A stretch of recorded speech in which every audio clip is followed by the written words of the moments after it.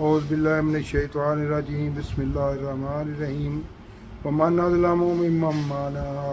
مساجد اللہ ان یذکر فیہا اسمہ وسعی فی خرابہا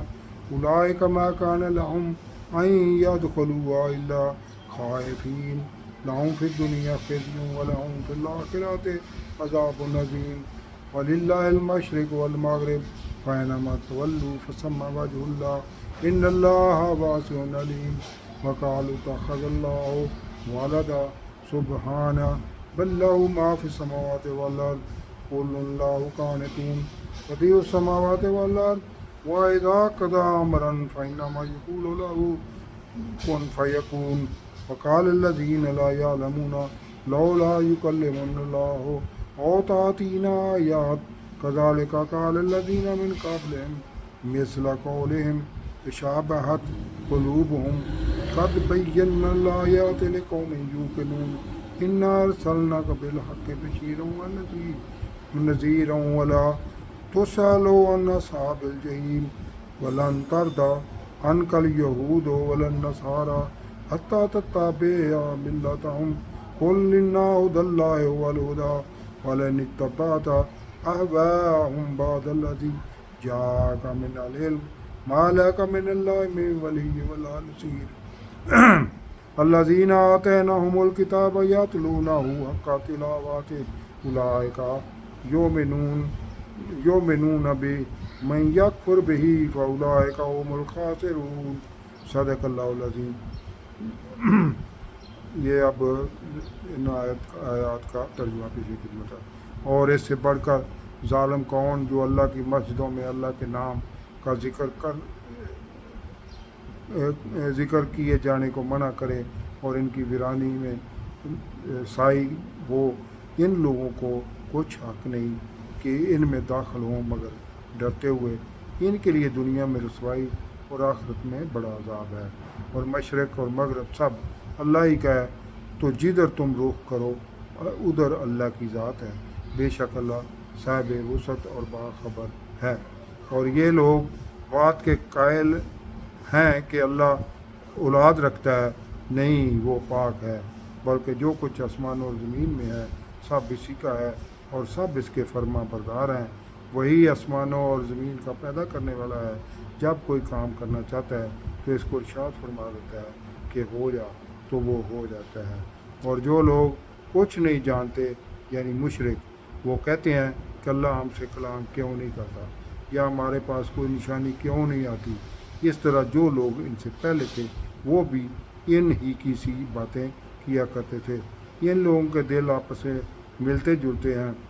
جو لوگ صاحب یقین ہیں ان کے سمجھانے کے لیے نشانیاں بیان کر دی گئی ہیں۔ اے محمد صلی اللہ علیہ وسلم، ہم نے تم کو سچائی کے ساتھ خوشخبری سنانے والا اور ڈرانے والا بنا کر بھیجا ہے، اور اہل دوزخ کے بارے میں تم سے کچھ پرسش نہیں ہوگی، اور تم سے نہ تو یہودی کبھی خوش ہوں گے اور نہ ہی عیسائی، یہاں تک کہ تم ان کے مذہب کی پیروی اختیار نہ کر لو۔ ان سے کہہ دو کہ اللہ کی ہدایت یعنی دین اسلام ہی ہدایت ہے، اور اے پیغمبر، اگر تم اپنے پاس علم یعنی وحی الہی کے آ جانے پر بھی ان کی خواہشوں پر چلو گے تو تم کو عذاب اللہ سے بچانے والا نہ کوئی دوست ہوگا اور نہ کوئی مددگار۔ جن لوگوں کو ہم نے کتاب عنایت کی ہے وہ اس کو ایسا پڑھتے ہیں جیسے اس کے پڑھنے کا حق ہے، یہی لوگ اس پر ایمان رکھنے والے ہیں، اور جو اس کو نہیں مانتے وہ خسارہ پانے والے ہیں۔ اب ان آیات کی مختصراً کوئی تفسیر جو ہے کچھ اس طرح بیان کی جاتی ہے۔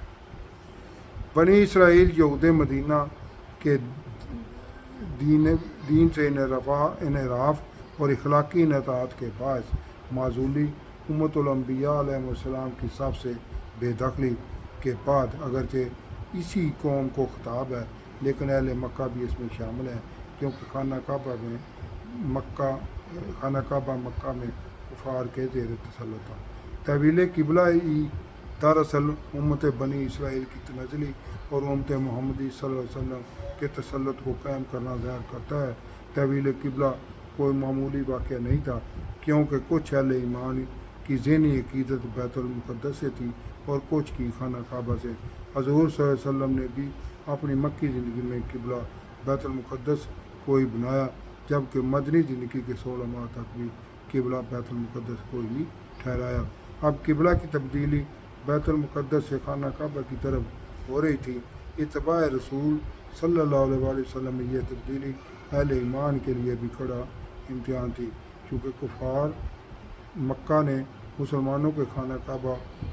میں داخلے کی پابندی لگائی ہوئی تھی، جسے مسلمان بڑی شدت سے محسوس کر رہے تھے۔ کعبہ سے دوری کا ایک ایک لمحہ ان پر گراں گزر رہا تھا۔ اللہ نے مسلمانوں پر اس پابندی کو ظلم قرار دیا، جو کفار مکہ کے لیے دنیا میں رسوائی اور آخرت میں بڑے عذاب کا باعث ہے۔ قبلہ کا تعین تو ملی یکجہتی کے لیے ہے، کیونکہ اللہ مشرق و مغرب کی سمتوں میں محدود نہیں ہے۔ یاد رہے کہ تبدیلی قبلہ بھی مشرق سے مغرب ہی کی طرف تھی، جو بہت وسعت والا ہر شے کا جاننے والا ہے۔ آگے تمام مشرکین کے باطل عقیدوں کی نفی کی گئی ہے، جس میں کفار کہتے ہیں فرشتے اللہ کی بیٹیاں ہیں، نصارہ حضرت عیسیٰ علیہ السلام کو اللہ کا بیٹا مانتے ہیں، جبکہ یہود حضرت عزیر علیہ السلام کو اللہ کا بیٹا سمجھتے تھے، جس کے برعکس اللہ فرماتا ہے آسمان اور زمین میں جو چیز موجود ہے وہ اللہ کی بادشاہت میں ہے، اور ہر چیز اس کے آگے سر تسلیم خم کیے ہوئے ہے۔ اللہ ہی آسمان اور زمین کا عدم سے وجود میں لانے والا ہے، جو اس کے حکم کن سے مارد وجود میں آئے۔ اب دوبارہ پھر مذکور مشرکین مکہ اور اہل کتاب ہیں، جو حضور صلی اللہ علیہ وسلم سے شدت سے مطالبہ کرتے تھے کہ حضرت موسیٰ علیہ السلام اور حضرت عیسیٰ علیہ السلام کی طرح معجزات دکھائیں، کہ اللہ ان سے کلام کرے یا اپنی کوئی اور نشانی دے۔ اللہ ان کے اس مطالبے کو رد کر کے فرماتا ہے کہ وہ اپنی تمام نشانیاں ان پر واضح کر چکا ہے، اگر ان کو ان پر یقین ہو۔ اس کے ساتھ ہی اللہ حضور صلی اللہ علیہ وسلم سے فرماتا ہے کہ آپ صلی اللہ علیہ وسلم ماننے والوں کے لیے بشیر ہیں اور نہ ماننے والوں کے لیے نذیر، یعنی نہ ماننے والوں کے بارے میں آپ پریشان نہ ہوں۔